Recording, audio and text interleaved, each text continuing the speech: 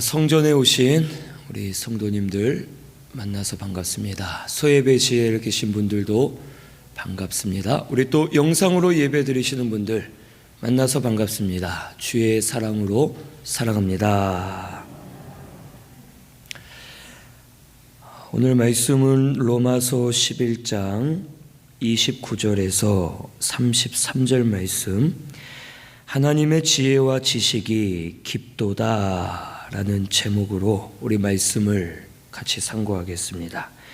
먼저 29절에서 32절은 하나님의 은사와 부르심에는 후회하심이 없다고 말씀해 주십니다. 29절에서 32절까지 우리 같이 함께 봉독합니다.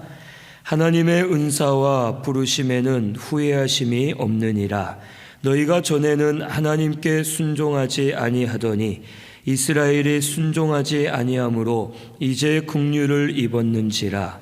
이와 같이 이 사람들이 순종하지 아니하니 이는 너희에게 베푸시는 긍휼로 이제 그들도 긍휼을 얻게 하려 하심이라. 하나님이 모든 사람을 순종하지 아니하는 가운데 가두어 두심은 모든 사람에게 긍휼을 베풀려 하심이로다. 아멘. 하나님의 은사와 부르심에는 후회하심이 없다고 말씀하십니다. 그 이유에 대해선 30절에서 32절까지 말씀해 주시는데, 여기 30절에 보니까 너희가 전에는 이라고 말한 것은, 이 너희는 이방인들을 말합니다. 즉 이방인들이 이 전에는 하나님께 순종하지 아니했지만 이스라엘에 순종하지 않으므로 긍휼을 대신 입었다고 말씀해 주십니다. 에베소서 2장 1절에서 5절 우리 찾아보겠습니다. 에베소서 2장 1절에서 5절입니다.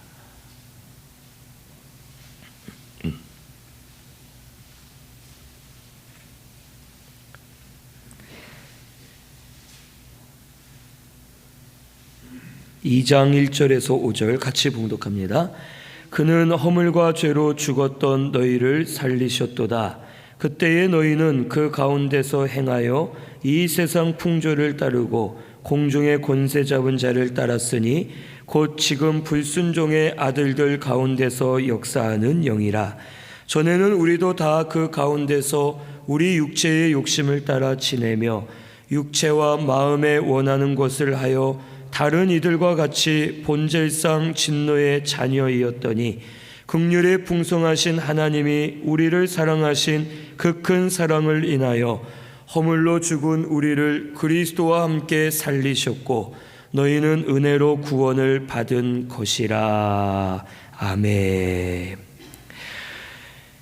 이 이방인들, 즉 믿지 않던 모든 사람들은 세상 풍조를 따르고 공중 권세 잡은 자를 따라가면서 다 육체의 욕심을 따라 살았던 자들임을 우리에게 말씀해 주십니다. 하나님의 긍휼을 알지 못한 채 예수 믿지 않고 영원한 멸망 가운데 살았던 자들이라는 것입니다. 그래서 이전에는 없던 것을 이제 받았고 저들이 예수 믿어 거듭나게 되었음을 가르쳐 줍니다. 오늘 우리들도 다 이방인들입니다. 유대인들에게는 우리 다 이방인이고 우리는 구원을 받을 수 없는 저주받은 존재들로 여겨졌습니다. 하지만 우리에게 예수 그리스도를 알게 하셨고 예수 그리스도를 믿을 때 우리도 하나님의 자녀로 거듭나도록 구속의 은혜를 우리에게 베풀어 주셨습니다. 그래서 너희가 전에는 하나님께 순종하지 아니하였지만 이스라엘이 순종하지 아니하므로 이제는 긍휼을 입었다고 말씀해 주십니다. 이 말씀은 이스라엘 백성들, 유대인들이 복음을 거부했기 때문에 그 복음이 이방인들에게 옮겨갔고 이방인들이 예수를 믿어 거듭나게 됐음을 가르쳐 주십니다. 즉 이방인들인 우리는 본래 택한 백성이 아니고 육으로 택한 백성이 아니고 겉으로는 이스라엘 백성들이 아니지만 하나님의 은혜로 우리를 구원해 주셨고 그 은혜 받았음을 가르쳐 주십니다. 그렇기 때문에 오늘 우리에게는 앞으로도 계속해서 하나님께서 놀라운 방법으로 긍휼을 베풀어 주시고 은혜 베풀어 주실 것임을 말씀해 주시는 겁니다. 그렇기 때문에 이방인들은 하나님의 역사를 기대할 수밖에 없습니다. 우리는 본래 택함받은 나라가 아니다. 우리는 원래 하나님 백성이 아니었다. 그런데 우리를 구원해 주셨고 우리에게 은혜 베풀어 주신 것이 놀라운 기적이다. 이제 하나님께서 앞으로도 놀라운 일들로 우리에게 은혜 베풀어 주실 것을 우리가 믿는다 하면서 이 이방인들이 하나님의 은혜와 긍휼을 기대하게 되고 자기의 힘이나 자격이 아닌 하나님 은혜로 구원받았음을 감사하면서 찬송하게 될 것을 가르쳐 주십니다. 그리고 동시에 31절을 보면 이와 같이 이 사람들이 순종하지 않았다 했는데 이 사람들은 유대인들을 말합니다. 이 유대인들이 순종하지 않으므로 너희에게 베푸시는 긍휼로 이제 저들도 긍휼을 얻게 하려 하신다고 말씀해 주십니다. 이 말은 유대인들이 복음을 받지 않고 순종하지 않아 그 복음이 이방인들에게로 넘어갔고 이방인들이 구원받는 것을 보면서 이제는 유대인들이 뒤늦게 후회하고 하나님께로 돌아와서 긍휼함을 입게 되는 날이 올 것을 우리에게 말씀해 주시는 겁니다. 이방인은 원래 하나님의 백성이 아닙니다. 겉으로 볼 때 이스라엘 나라가 아니고 하나님이 택하신 백성이 아니었습니다. 그런데 저들이 먼저 예수를 믿고 거듭난 것입니다. 유대인들이 볼 때 이게 뭐냐? 우리가 지금까지 하나님의 백성이라 생각하고 하나님을 섬겼지만 우리에겐 구원이 없다. 그런데 저 하나님의 백성이 아닌 이방인들이 어찌 구원을 받았느냐? 그러면 우리도 저들처럼 구원받기 위해서는 어떻게 해야 되느냐? 예수 믿어야 되겠다 하고서 유대인들이 이방인들을 보면서 시기함과 사모함을 가지고 다시 나와서 하나님의 긍휼을 얻는 날이 오게 될 것을 우리에게 가르쳐 주십니다. 결국 구원받는 것은 우리의 공로나 우리의 힘으로 되는 것이 아니라 하나님의 전적 은혜로 되어짐을 말씀해 주시는 겁니다. 이스라엘이 복음을 거부하지 않고 처음에 만약 받아들였다면 저들은 구원을 받았을 것입니다. 하지만 처음부터 복음을 받아들였다면 저들의 마음이 교만해졌을 것입니다. 거봐라, 우리는 하나님의 백성이다. 그러니 우리가 예수를 알아보고 바로 믿지 않았느냐? 우리를 구원해 주신 것, 우리가 구원받은 것은 우리가 하나님 백성이기 때문이다. 우리는 자격이 있다. 하나님이 우리를 사랑하실 만하고 구원해 주실 만하다 하고 이 이스라엘 백성들, 유대인들이 마음들이 교만해져서 하나님의 은혜인 줄을 깨닫지를 못했을 것입니다. 그리고 이방인들도 그럼 그렇지, 하나님은 자기 백성만 구원하는데 우리가 어찌 구원을 받겠느냐 하고 처음에 유대인들이 복음을 받아들이고 이방인에게 복음이 전해가지 않았다면 이방인들 또한 구원의 역사가 없었을 것이고 이 유대인들은 교만해지고 은혜를 감사하지 않고 이방인들은 믿지 않는 자들로 영원히 남아서 하나님의 구원 역사가 이루어질 수 없었을 것입니다. 그런데 하나님께서는 반대로 역사하신 겁니다.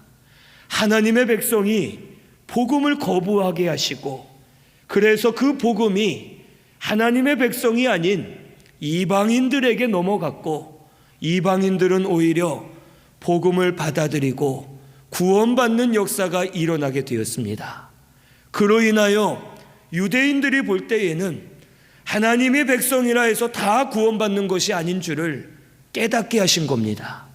이방인들로 하여금은 신분이나 민족, 혈통과는 상관없이, 세상의 조건과는 상관없이 하나님께서는 구원에 차별이 없게 하셨고, 누구든지 예수를 믿기만 하면 구원받는 하나님의 은혜임을 이방인들에겐 또한 보여주신 것입니다.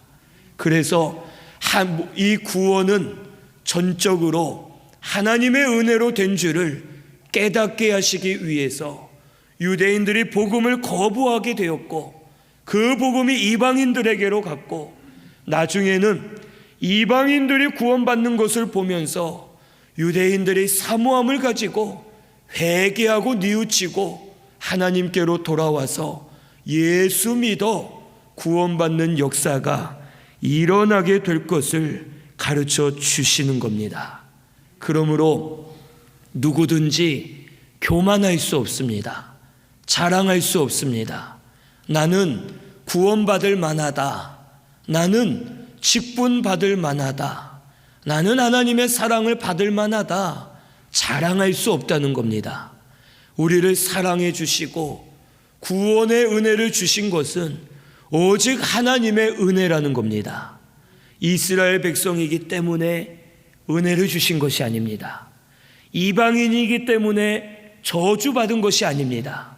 하나님 앞에서는 믿음으로 예수 앞에 나아가는 자, 예수의 이름을 믿고 거듭나는 자를 하나님은 구원해 주시고, 그 자를 백성 삼으시고 그러한 자에게 은혜를 날마다 베풀어 주시는 하나님이심을 가르쳐 주시는 겁니다. 사람들이 볼 때에는 이스라엘 백성들이 복음을 거부하고 예수님을 죽일 때 저 이스라엘은 망했다. 하나님은 왜 저런 민족을 택하셨느냐? 하나님이 실패하신 것 아니냐? 오해할 수도 있습니다. 이방인들이 구원받는 것을 볼 때 유대인들 입장에서는 어떻게 저렇게 더러운 자들, 근본 없는 자들, 택함 받지 않은 자들이 저렇게 구원을 받을 수 있겠느냐?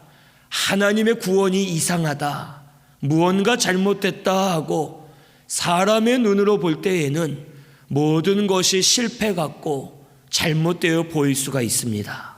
하지만 하나님의 은사와 부르심에는 후회하심이 없다는 것입니다.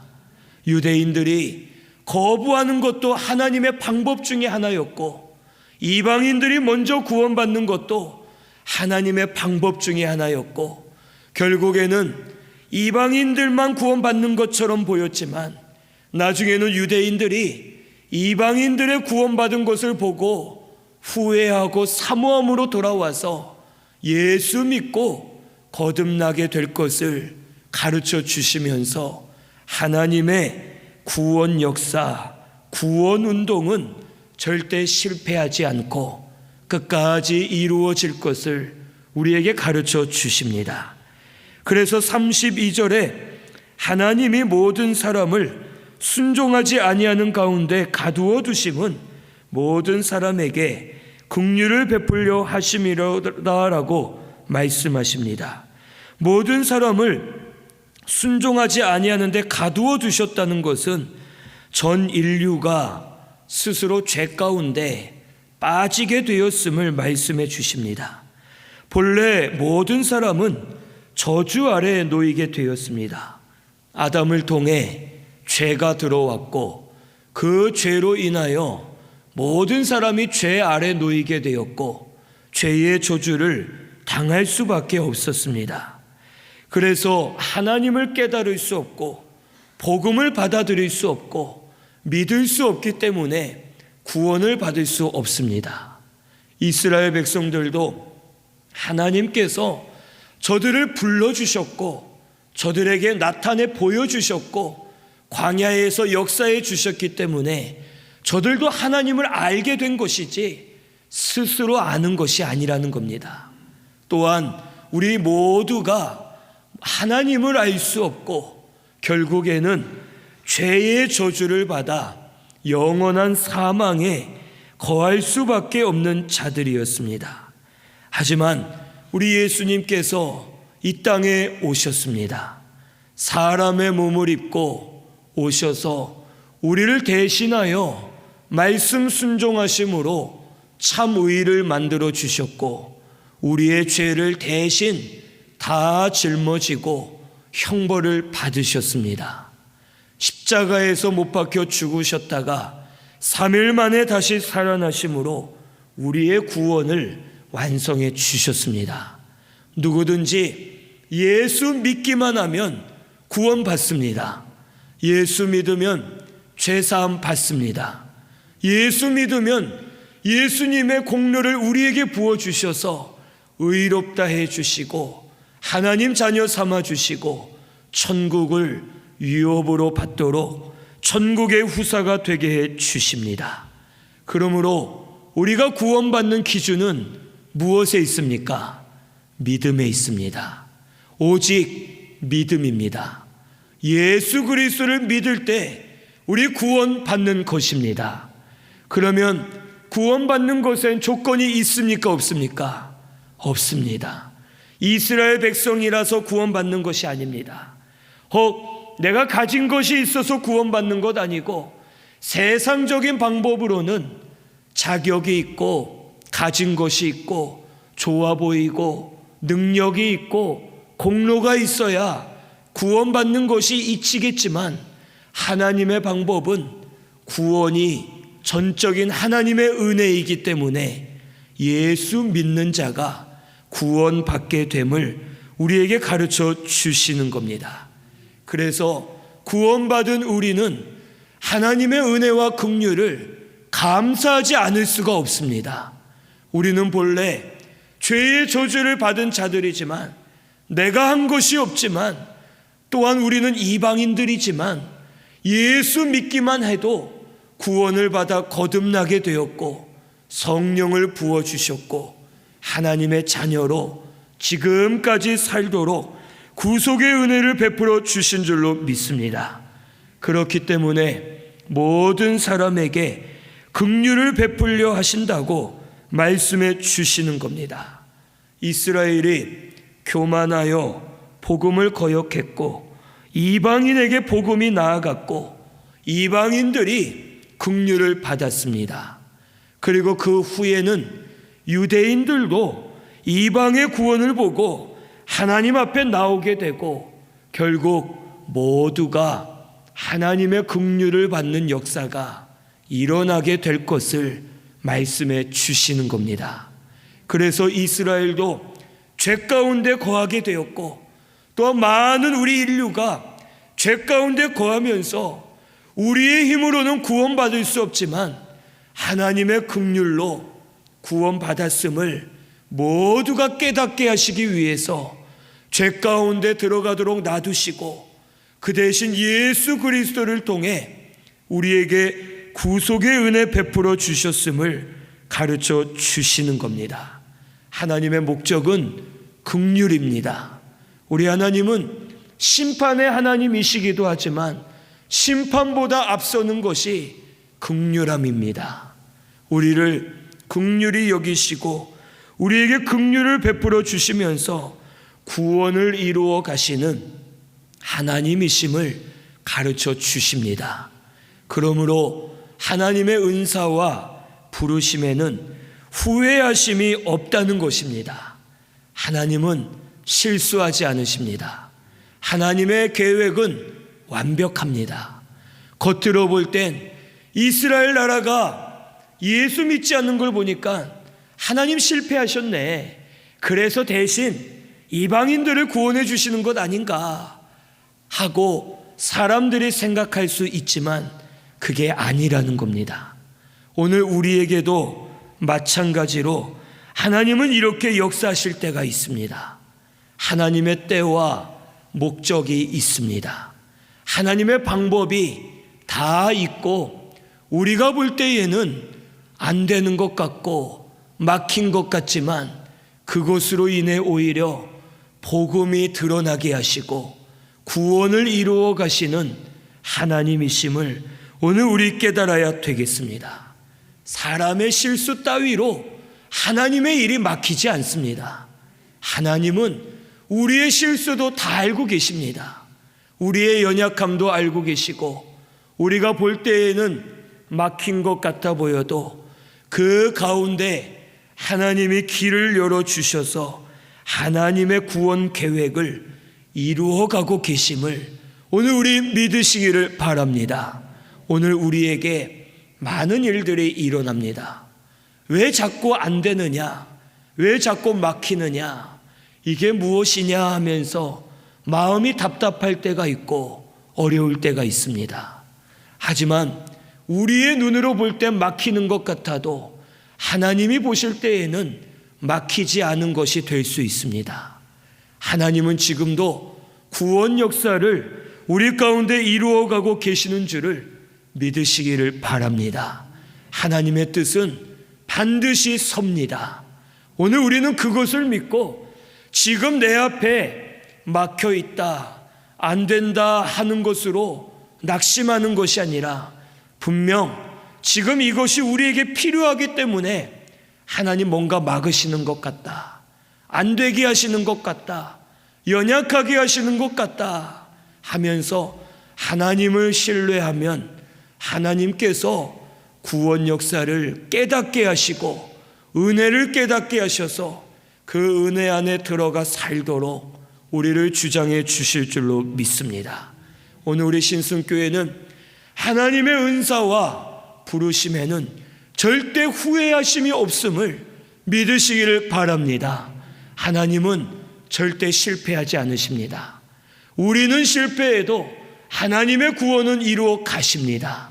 이것을 믿으시고 하나님을 신뢰하면서 믿음으로 다름질하는 우리 신승교회가 되시기를 바랍니다.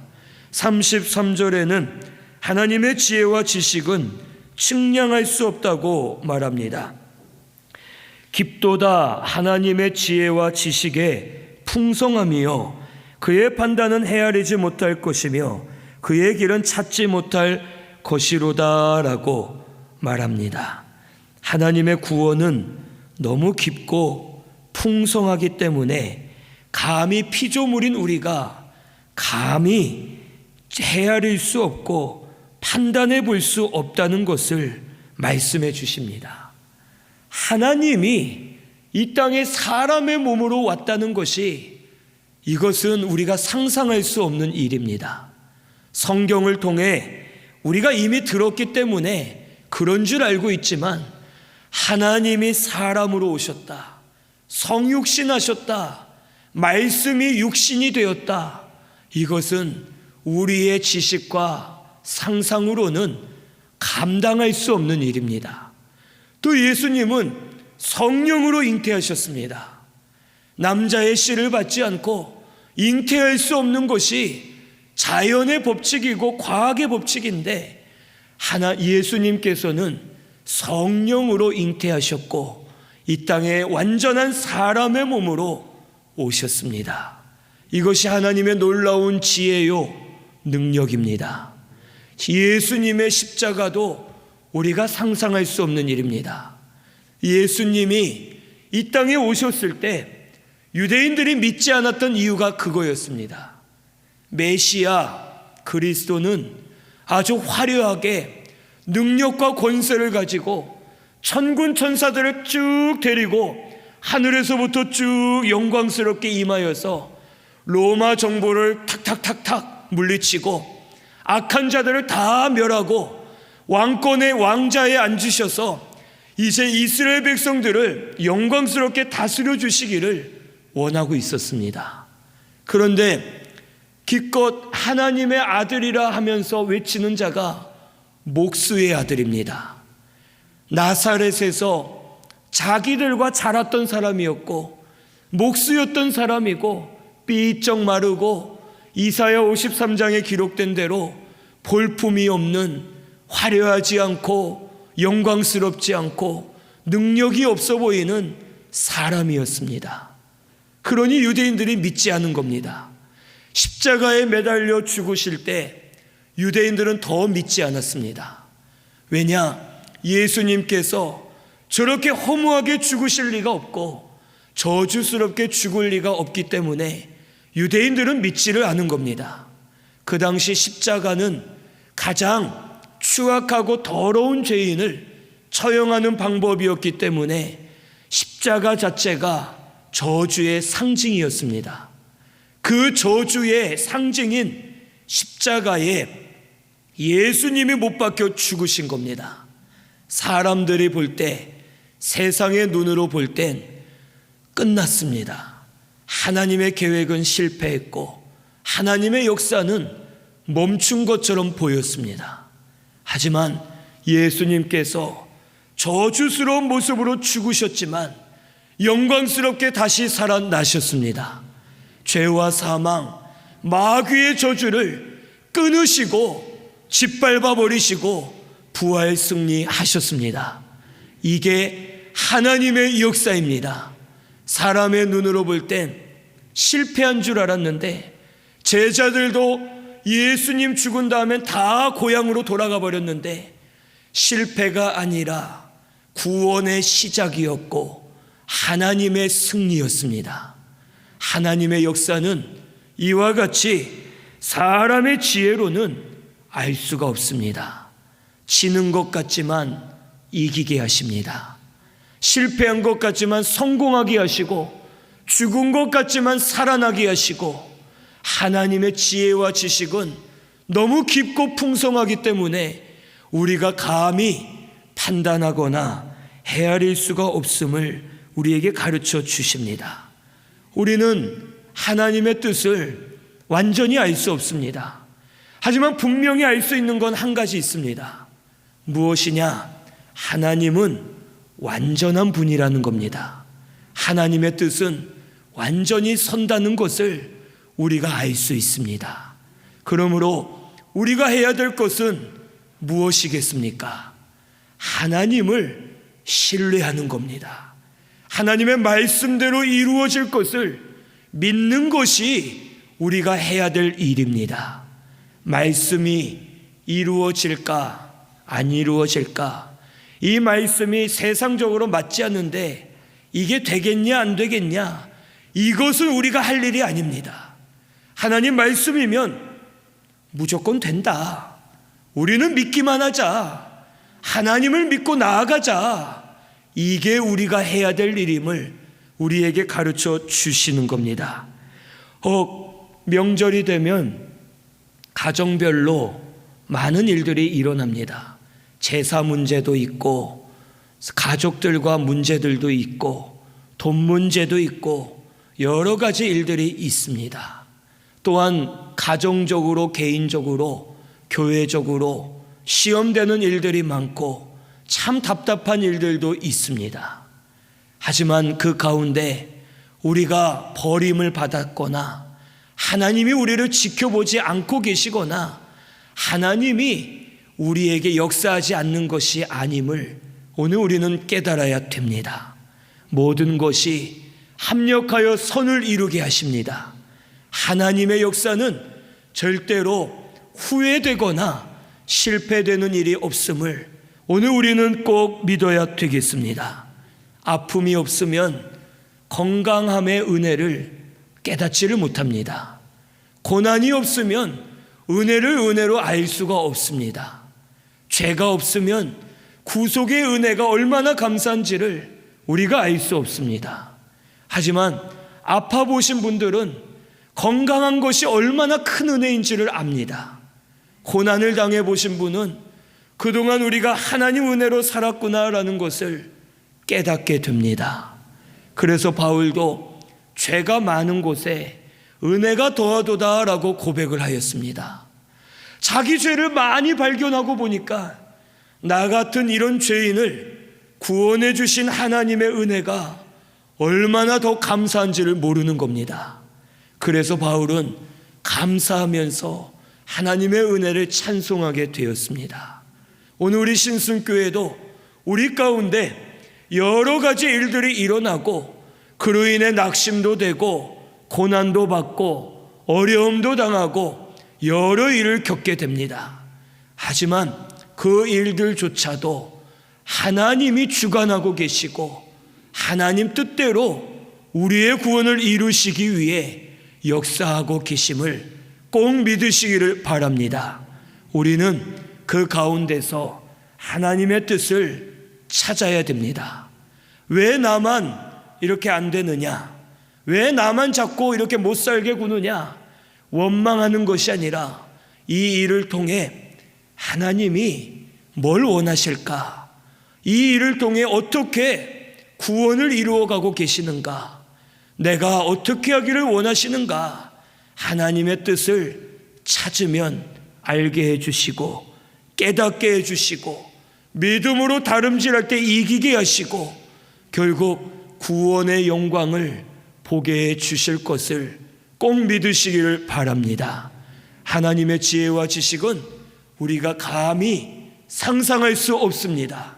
하지만 확실한 것은 하나님은 실패하지 않는 분이심을 믿으시고 우리에게 구원을 이루어가고 계심을 믿으시고 믿음으로 하나님을 신뢰하는 저와 우리 성도님들 되시기를 바랍니다. 지금도 하나님 역사하고 계시는 줄로 믿습니다. 지금도 주장하고 계십니다. 여러 가지 일들을 통해 오히려 복음을 드러내고 계시고 우리를 대적하는 자가 있으면 오히려 하나님께서 그를 통해 복음이 드러나게 하시고 그도 변화시켜 주실 것이고 하나님 은혜를 많이 부어주셔서 모두가 살아나고 하나님의 긍휼을 얻는 역사가 일어나게 될 줄로 믿습니다.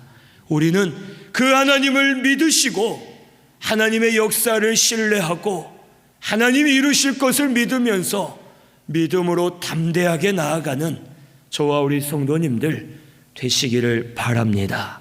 우리 말씀 생각하면서 통성으로 같이 기도드리겠습니다.